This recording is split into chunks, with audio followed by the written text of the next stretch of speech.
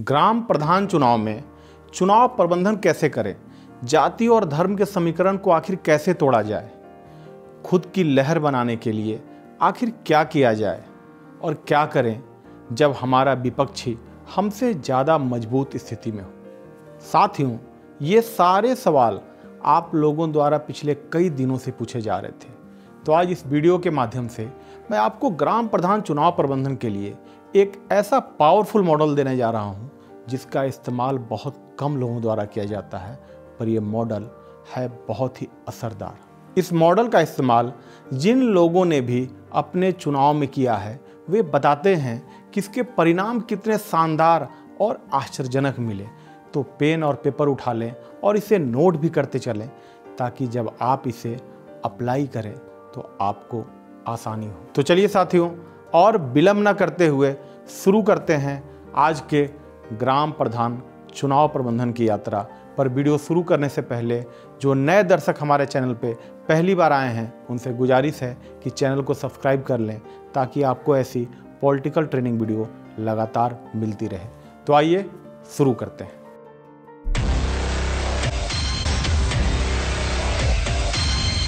ग्राम प्रधान चुनाव प्रबंधन का ये मॉडल है ABC मॉडल।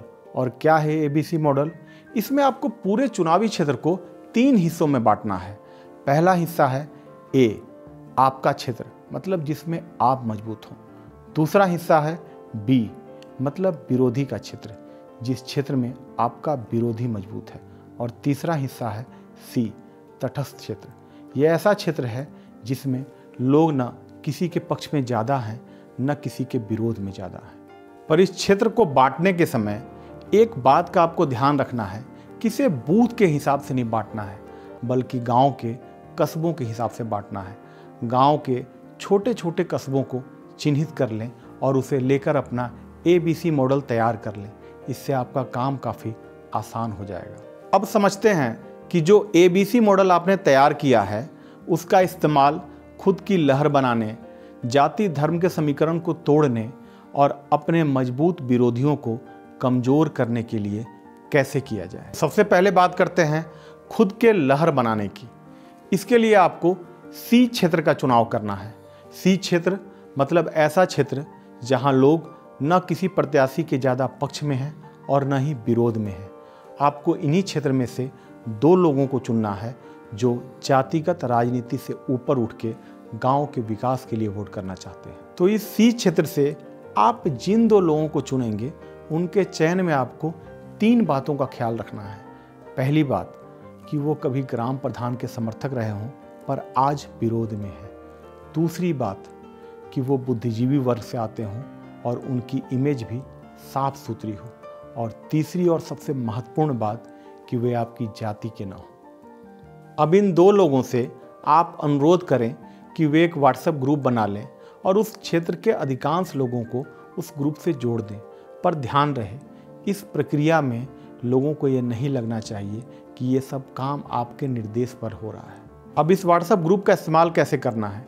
जहाँ जहाँ जाकर भी आप सभा या मीटिंग ले रहे हैं जिसमें आप गांव के संवेदनशील मुद्दों पे बात कर रहे हैं, उसकी वीडियोज लगातार बनवाते रहें और उसे लोगों से उस व्हाट्सएप ग्रुप में शेयर करवाते रहें। इसमें एक बात जिसका खास ख्याल रखना है कि आपकी वीडियोज की लेंथ ज़्यादा लंबी नहीं होनी चाहिए, क्योंकि आजकल लोग ज़्यादा लंबी वीडियोज देखना पसंद नहीं करते हैं। तो अपने भाषण को छोटे छोटे टुकड़ों में करवा लें और उसकी वीडियोज लगातार उस व्हाट्सएप ग्रुप में अन्य लोगों के माध्यम से शेयर करवाते रहें। इसके साथ ही यदि संभव हो तो उस C क्षेत्र से 4-5 लोगों की ऐसी टीम तैयार करें जो विभिन्न चौक चौराहों पर उन वीडियोज में आपके द्वारा कही गई बातों पर घुमा फिराकर चर्चा करते रहे।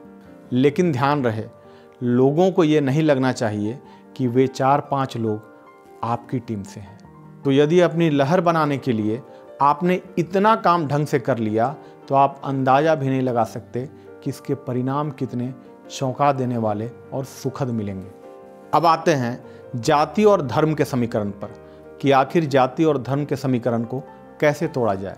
इसके लिए आपको A और C क्षेत्र के लिए अलग रणनीति का इस्तेमाल करना है और B क्षेत्र के लिए अलग रणनीति का इस्तेमाल करना है।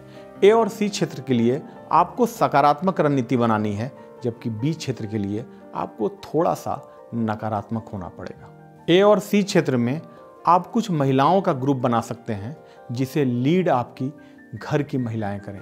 महिलाओं के साथ एक अच्छी बात यह होती है कि महिलाएं किसी भी घर की महिलाओं के साथ आसानी से बात कर सकती हैं, उनसे जुड़ सकती हैं। और क्या होगा इन महिलाओं का काम? इन्हें सिर्फ घर घर जाकर महिलाओं को इतना समझाना है कि ग्राम प्रधान द्वारा सरकार की किन किन योजनाओं को गांव में लाया जा सकता था, पर ग्राम प्रधान के निकम्मेपन के कारण उसे नहीं लाया जा सका। और सबसे जरूरी बात यह समझाना है कि यदि ये योजनाएं गांव में आ जाती तो उनकी कितनी गरीबी दूर होती, उन्हें इससे कितना लाभ मिलता। ये तो बात हो गई ए और सी क्षेत्र की। पर बी क्षेत्र में जाति और धर्म के समीकरण को तोड़ने के लिए क्या करना है? वहाँ सिर्फ गुटबाजी का इस्तेमाल करना है। साथियों, ऐसा नहीं है कि किसी जाति या धर्म का कोई उम्मीदवार खड़ा होता है तो उस जाति या धर्म के सारे लोग उसके सपोर्ट में होते हैं। वहाँ भी गुटबाजी होती है। बस आपको वहाँ चल रही उस गुटबाजी का अपने लिए इस्तेमाल करना है। और कैसे करना है इसका इस्तेमाल? आपको सिर्फ ये देखना है कि किस जाति या धर्म का कौन सा उम्मीदवार आपसे ज़्यादा मजबूत है। आपको बस उस जाति या धर्म के कौन कौन से और ऐसे उम्मीदवार हो सकते हैं जो उस चुनाव में खड़ा होना चाहते हैं, उनका पता करना है।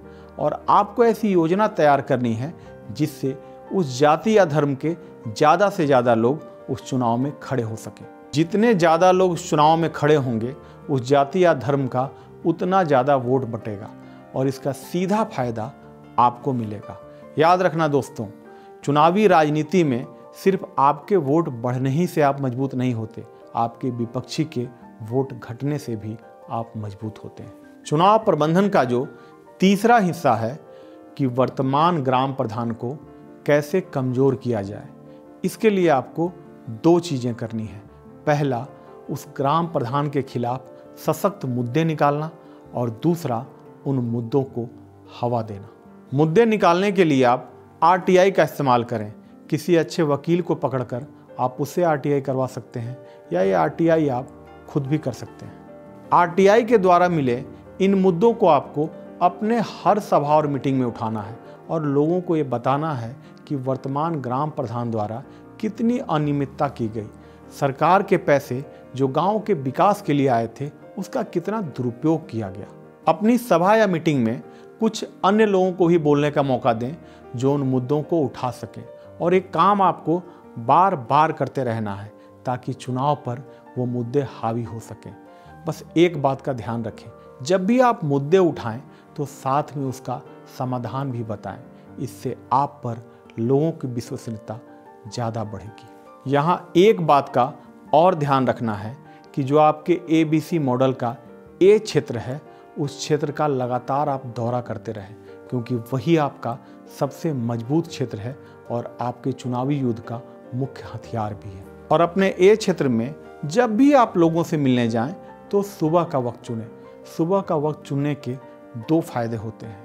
पहला कि उस समय लोगों का मूड अच्छा रहता है और दूसरा कि उस समय घर का मुखिया या मुख्य लोग बड़ी आसानी से मिल जाते हैं। तो चलिए साथियों, ये थे ग्राम प्रधान चुनाव प्रबंधन करने के कुछ खास तरीके। यदि आपके इनसे संबंधित कोई सवाल हों तो आप मुझे नीचे कमेंट में पूछ सकते हैं या इस मेल आईडी पे मेल भेजकर पूछ सकते हैं। तो आज के लिए इतना ही। मिलते हैं अपने अगले वीडियो में एक नए राजनीतिक सीख के साथ। तब तक के लिए नमस्कार, धन्यवाद।